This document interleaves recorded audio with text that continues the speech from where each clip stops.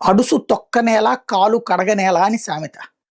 బురదగుంటలో కాలేశాక కడుక్కోవడాని గురించి బాధపడితే ఎట్లాగా? అంబటి రాంబాబు చేసింది ఖచ్చితంగా బురదగుంటలో కాలేయటం. ఆ బూతు పదం ఏంటి? వెంటనే వైసీపీ వాళ్ళు ఒక పాయింట్ తీసుకొస్తారు. ఎవరో ఒక మహిళ అంబటి రాంబాబుని లంకొడక అని తిడతా మాట్లాడింది. కరెక్ట్. ఆమె తిట్టింది. తిట్టినప్పుడు ఆవిడ సంస్కారానికి వదిలేయాలి. ఈయన స్థాయి ఏంటి? ఆవిడ స్థాయి ఏంటి? అలా తిట్టినటువంటి మహిళకి సంబంధించి వదిలేయాలి. అది మాట్లాడాలి. ఇదిగో చూసారా అని. అది సోషల్ మీడియాలో ప్రొజెక్ట్ చేయాలి. చూసారా వైసీపీ వాళ్ళని ఇట్లా లంకొడకలు తిడుతున్నారు.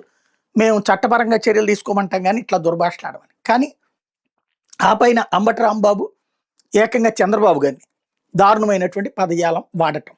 లంకొడకలు వాడినప్పుడు ఆటోమేటిక్‌గా తెలుగుదేశం శ్రేణులు ఆగ్రహం వ్యక్తం చేసిన ఆయన ఇంటి మీదన దాడికి వెళ్ళినాయి. దాడి చేయడం ఖచ్చితంగా తప్పే. ఇక్కడ గుర్తుపెట్టుకోవాల్సింది ఏంటంటే పట్టాభి అనే అతని స్థాయి జగన్ స్థాయితో ఎంత? After all.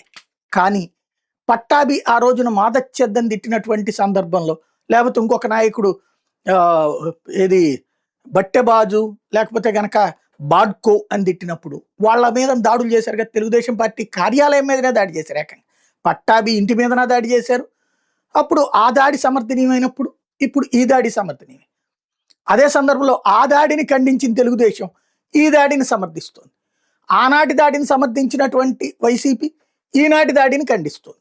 చివరికి కొట్టుకు చావడం, దాడులు చేసుకోవడం, నోరు దూల ఒకళ్ళకి, ఆ నోటి దూల నోటి తీటకి చేతి సమాధానం మరొకళ్ళకి.